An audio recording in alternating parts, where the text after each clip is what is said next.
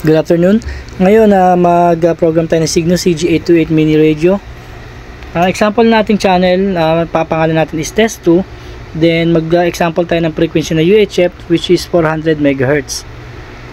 Ito, yung frequency niya na example natin na 400 MHz. Then lalagyan natin siya ng susi o yung tone o yung CTSS natin ng 100.0 Hz.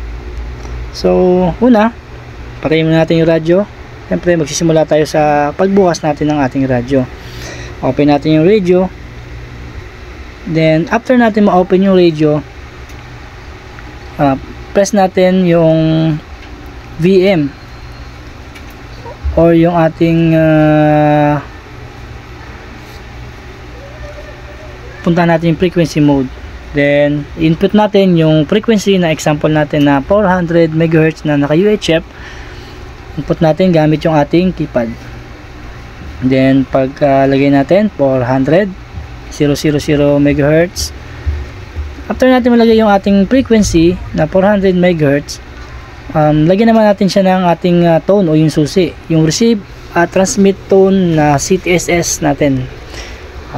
Select lang natin yung sa number 3, nandun yung ating RX at TX na CTSS. Select natin, press lang natin yung ating up and down arrow para ma-change natin yung ating tone o ano yung ating susi na ilalagay. Example natin yung 100.0 Hz. Then press natin ulit yung function para ma-confirm natin.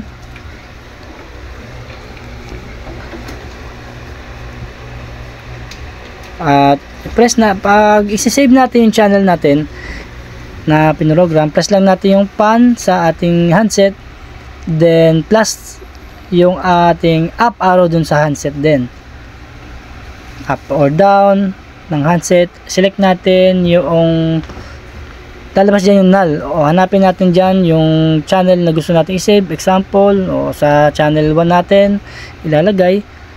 Long press lang natin yung asterisk, long press para ma-save. Then gusto natin baguhin yung channel, press lang natin yung pan plus BM or monitor. Hanapin lang natin yung nasa number 12, yun yung shortcut sa channel name.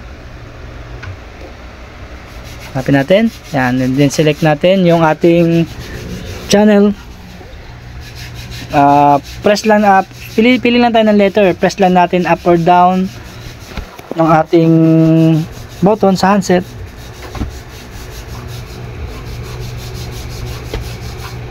Yan. Then example natin yung test 2. Click lang natin yung up or down arrow, hanapin natin yung corresponding letter, then press natin yung pan para ma-save natin. Yan, that's it. Save natin. Nakakalagay na yung channel niya na test 2. Then para makasigurado na masasave natin, save lang natin ulit by pressing pan sa monitor, sa handset, then plus natin yung up arrow or down arrow. Hanapin lang ulit natin kung saan natin siya save.